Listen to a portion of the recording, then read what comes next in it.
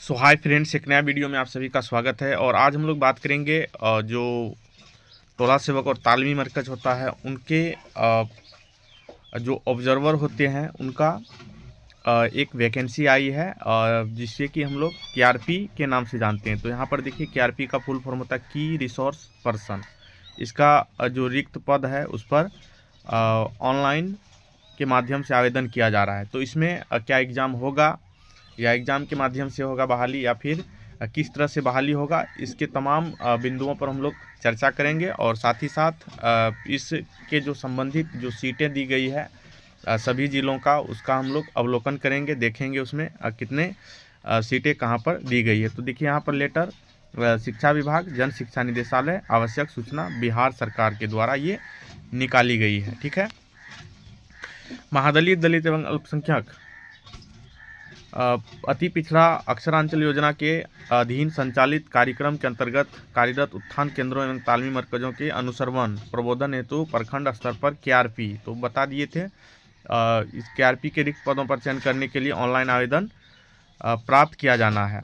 तो इसके संबंधी देखिए, केआरपी माह में कम से कम 20 दिन इसका 20 दिन अनुश्रवण करेंगे, जिन्हें अनुश्रवण भत्ता के रूप में प्रतिदिन 500 रुपये के दर से 20 गुना 500 मतलब 10,000 रुपये मासिक अनुश्रवण भत्ता का भुगतान किया जाएगा।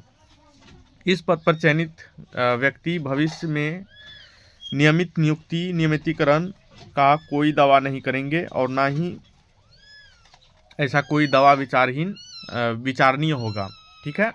उसके बाद देखिए, केआरपी की रिसोर्स पर्सन के चयन हेतु शर्तें एवं जो है निम्नवत है। तो नीचे इसका शर्त देख सकते हैं कि इसमें चयन होने का क्या क्या शर्त दिया गया है। ठीक है। तो यहाँ पर देखिए कह रहा है कि आवेदन के लिए न्यूनतम शैक्षणिक योग्यता मान्यता प्राप्त विश्वविद्यालय से स्नातक यानी कि बीए का डिग्री होना चाहिए किसी भी विश्वविद्यालय से। उसके बाद आवेदक का उम्र सीमा 21 वर्ष और अधिकतम 45 वर्ष होनी चाहिए। कार्यक्रम के अंतर्गत वैसे साक्षरता कर्मी जिनके द्वारा अनुश्रवण प्रबोधन अनुक्रमांक 6 के अनुसार प्राप्त हो के प्रमाण पत्र के आधार पर अधिकतम उम्र सीमा 5 वर्ष की छूट देय होगी। उम्र की गणना नियोजन के वर्ष 1 जनवरी 2024 को आधार मान करके की जाएगी। तो यहाँ पर देखिए 1 जनवरी 2024 से एज की गणना की जाएगी। ठीक है। उसके बाद केआरपी के पद पर अवेतनिक एवं पूर्ण अस्थायी प्रकृति का है। साक्षरता अभियान के लिए स्वेच्छा के समय देने वाला स्वयंसेवक व्यक्ति के लिए आवेदन दे सकते हैं। तो यहाँ पर ये भी है। उसके बाद देखिए चौथे पॉइंट पे कह रहा है कि केआरपी की रिसोर्स पर्सन का मुख्यालय प्रखंड कार्यालय होगा और कार्यक्रम के लिए योजना क्रियान्वयन, अनुश्रवण, मूल्यांकन, प्रशिक्षण, प्रतिवेदन तैयार करने की दक्षता, नेतृत्व की क्षमता, प्रजातांत्रिक मूल्यों में आस्था, प्रतिबद्धता एवं सत्यनिष्ठा गुणों से युक्त व्यक्ति केआरपी के रूप में ज़्यादा उपयुक्त होंगे, ऐसे अपेक्षा की जाती है। तो यहाँ पर देखिए ये सारा चीज़ जो है जो उनका ड्यूटी है, उनका ड्यूटी, ट्रेनिंग, मूल्यांकन हो गया, अनुश्रवण हो गया, ये सारा चीज़ें उनमें उसमें गुण होनी चाहिए। ठीक है। 5वें नंबर पे कह रहा है कि आवेदक उस जिले का स्थायी निवासी होना चाहिए जिस जिले के लिए वे आवेदन कर रहा हो। इसके लिए अंचलाधिकारी द्वारा निर्गत अस्थायी आवासीय प्रमाण पत्र मान्य होगा। तो यहाँ पर देखिए जो डॉक्यूमेंट्स लगना है उसमें आवासीय प्रमाण पत्र देने होंगे। ठीक है। और आवेदन जो है अस्थायी निवासी होना चाहिए जिस जिले के लिए वो आवेदन कर रहा है, जो जिले का है उसी जिले में आवेदन करेगा। ठीक है। 6ठा नंबर में वैसे कर्मी जो किसी अन्य संस्थान विभाग में कार्यरत नहीं हो, केवल वो ही केआरपी की पात्रता की उम्मीदवार होंगे, जो मतलब फ्रेशर इसमें आवेदन कर सकेंगे। ठीक है। उसके बाद है आवेदन पत्र के साथ 100 अभिप्रमाणित आधार कार्ड की छायाप्रति संलग्न करना होगा। तो आधार कार्ड इसमें लगाना है। अभ्यर्थी को मोबाइल कंप्यूटर के माध्यम से सूचना के आदान प्रदान की जानकारी होनी चाहिए और उसे एंड्रॉयड स्मार्टफोन भी होना चाहिए। तो यहाँ पर मोबाइल या कंप्यूटर से जो भी वर्क है वह वर्क करना है, इसलिए उसको इसकी जानकारी होनी चाहिए। ठीक है। अभ्यर्थी का चयन मेधा सूची के आधार पर किया जाएगा। मेधा सूची में को निम्न प्रकार से अंक दिए जाएंगे। तो यहाँ पर देखिए एग्जाम नहीं होगा, और जो मेरिट में नंबर इस तरह से दिया जाएगा उसको जोड़ करके मेरिट बनाया जाएगा। तो मैट्रिक यदि किए हैं तो मैट्रिक में 30 अंक दिए जाएंगे, इंटर किए हैं तो 30 अंक, स्नातक किए हैं तो 30 अंक।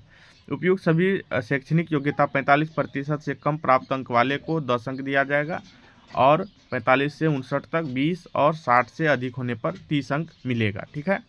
स्नातक या समकक्ष में प्रतिष्ठा के अभ्यर्थी का प्रतिष्ठा विषय के प्राप्त अंकों का प्रतिशत स्नातक अभ्यर्थी के कुल विषयों में प्राप्त अंकों का प्रतिशत लिया जाएगा। उसके बाद फिर स्नातकोत्तर में या उससे अधिक होने पर 10 अंक मिलेगा। साक्षरता का अनुभव रखने वाले को 5 अंक मिलेगा, जो कि न्यूनतम 5 अंक और अधिकतम 40 अंक। उम्र सीमा में छूट एवं अनुभव अंकों के अधिभार का लाभ न्यूनतम 3 वर्षों की साक्षरता में अनुसरण प्रबोधन कार्य का अनुभव करने वाले अभ्यर्थियों को देय होगा। तो साक्षरता में कम से कम 3 साल काम किया होना चाहिए। उम्र सीमा में 5 वर्षों की छूट एवं प्राप्त अंकों से मिलने वाले लाभ स्नातक, स्नातकोत्तर या उससे अधिक शैक्षणिक योग्यता उत्तीर्ण साक्षरता कर्मी पर समान रूप से लागू होगा। ठीक है। साक्षरता का अनुभव रखने वाले अभ्यर्थियों के कार्य अनुभव उनके अनुसरण प्रबोधन कार्य के आधार पर जिला कार्यक्रम पदाधिकारी साक्षरता द्वारा अनुभव प्रमाण पत्र उसके कार्यालय से निर्गत किया जाएगा, जिसका अनुमोदन संबंधित जिला एवं जिला शिक्षा पदाधिकारी से आवश्यक होगा। ठीक है। उपरोक्त शैक्षणिक प्रमाण पत्र एवं अनुभव प्रमाण पत्र एवं अन्य प्रमाण पत्र स्व अभिप्रमाणित कर संलग्न करना आवश्यक होगा। तो यहाँ पर देखिए ये सारा डॉक्यूमेंट्स देना है। मैट्रिक का मूल प्रमाण पत्र और अंक पत्र। ठीक है। इंटर का मूल प्रमाण पत्र एवं अंक पत्र, स्नातक का मूल प्रमाण पत्र एवं अंक पत्र, यदि एमए किए हैं तो एमए का मूल प्रमाण पत्र एवं अंक पत्र। ठीक है। संबंधित जिला में निवास से संबंधित तो निवासी लगेगा, उसके बाद जाति लगेगा, उसके बाद अनुसूचित जाति जनजाति के लिए अंचलाधिकारी से निर्गत जाति प्रमाण पत्र लगेगा। कमजोर आर्थिक रूप से जो कमजोर हैं वह जो कमजोर उम्मीदवारों के लिए अंचल यानी राजस्व से निर्गत प्रमाण पत्र लगेगा। ठीक है। उसके बाद साथ ही साथ मैट्रिक, इंटर, स्नातक एवं स्नातकोत्तर यानी कि एमए तक का प्राप्त अंक के आधार पर ऊपर दिए गए निर्धारित अंक देते हुए उसे जोड़कर मेधा सूची तैयार की जाएगी। ठीक है। समान अंक होने पर अधिक उम्र वाले को प्राथमिकता दी जाएगी। पता है यदि उम्र भी पूरा हो जाएगा, उम्र में भी यदि समान रहेगा तो अंग्रेजी का अल्फ़ाबेटिकल जो अल्फ़ाबेट है अंग्रेजी वर्णमाला के अनुसार चयन किया जाएगा। ठीक है। चयनित अभ्यर्थियों के नियोजन के पूर्व शपथ पत्र इकरारनामा दायर करना होगा। वे भविष्य में कभी भी अस्थायी नौकरी का और वेतनमान की मांग नहीं करेंगे। तो यहाँ पर देखिए जो हम लोग देखते हैं कि जब बहाली होती है तो लोग नौकरी ले लेते हैं और बाद में फिर सरकार पर दबाव बनाते हैं। तो इसके लिए यहाँ पर जो एग्रीमेंट पहले ही साइन करवा लिया जाएगा ताकि बाद में वो किसी प्रकार का इसका दावा पेश नहीं करें। ठीक है। उसके कार्य का भी मूल्यांकन किया जाएगा। उत्कृष्ट पाए जाने पर सेवा जारी रहेगा, अन्यथा उसकी सेवा समाप्त कर दी जाएगी। तो अच्छा काम कीजिएगा तो वह लगातार काम करते रहिएगा। ठीक है। उसके बाद है केआरपी का चयन विहित प्रपत्र में राज्य स्तर पर ऑनलाइन आवेदन प्राप्त किए जाएंगे। तो यहाँ पर देखिए ऑनलाइन आवेदन की प्रक्रिया स्टार्ट है और इसे आप लोगों को कर देना है। राज्य सरकार एनआईसी के द्वारा मेधा के अनुसार जिलावार पैनल तैयार कर संबंधित जिले के जिला कार्यक्रम पदाधिकारी साक्षरता को उपलब्ध कराया जाएगा। मेधा सूची जिला के वेबसाइट ऑनलाइन प्रकाशित की जाएगी। इस पर आपत्ति प्राप्त की जाएगी और मेधा सूची की आपत्ति करने वाले की तिथि प्रकाशन तिथि के 15 दिनों में निर्धारित की जाएगी। आपत्ति प्राप्ति के अंतिम दिवस में 3 दिनों के अंदर आपत्ति का जांच कर लिखित निर्णय लिया जाएगा। संबंधित सूची कमेटी द्वारा अनुमोदित कराकर जिला के वेबसाइट पर प्रकाशित की जाएगी। यह सूची 1 वर्ष के लिए वैध होगी। ठीक है। उसके बाद कह रहा है कि जिला स्तर पर चयन के लिए जिला पदाधिकारी की अध्यक्षता में समिति गठित की जाएगी। राज्य स्तर में से जिला को उपलब्ध कराए गए पैनल पर जिला स्तरीय विचार करेगी। अभ्यर्थी के सभी प्रकार के प्रमाण पत्रों एवं उससे संबंधित कागजात आदि का जांच जिला स्तर पर की जाएगी। तत्पश्चात योग्य अभ्यर्थियों का चयन किया जाएगा। तैयार किया गया पैनल 1 वर्ष तक मान्य होगा। इस अवधि में अगर कोई रिक्त प्रतिवेदन होगी तो इसी पैनल से कमेटी द्वारा चयन किया जाएगा। ठीक है। उसके बाद चयन पर दावा आपत्ति होने पर 15 दिन के अंदर में आप जो अपील कर सकते हैं, जो कि अपील करने के बारे में यहाँ बताया गया है। ठीक है। चयन के शर्तों तथा पैनल की मान्यता या किसी प्रकार की मतभेद की स्थिति में विभाग द्वारा लिया गया निर्णय अंतिम एवं सर्वमान्य समझा जाएगा। अभ्यर्थी अपने गृह जिला के लिए उपलब्ध रिक्त पदों के विरुद्ध ही आवेदन कर सकेंगे। ऑनलाइन आवेदन का माध्यम से करना है। वर्तमान में उपलब्ध 269 रिक्तियों पर जिलावार कोटिवार चयन एवं संबंधित मार्गदर्शिका एवं अन्य विवरण साथ आवेदन की विहित प्रपत्र शिक्षा विभाग की वेबसाइट पर उपलब्ध कर दिया गया है। ठीक है, और यहाँ पर देखिए इसका डेट आप लोग देख सकते हैं 21/2/2024 को ये पत्र निकला है। उसके बाद चलिए यहाँ पर हम लोग देखेंगे, तो यहाँ पर आप लोग देख पा रहे होंगे कि यहाँ पर बहुत सारा सीट दिया गया है और इसको आप लोग देख सकते हैं। जैसे अररिया ज़िले की यदि हम बात करें तो यहाँ पर रिक्त KRP की संख्या 6 है।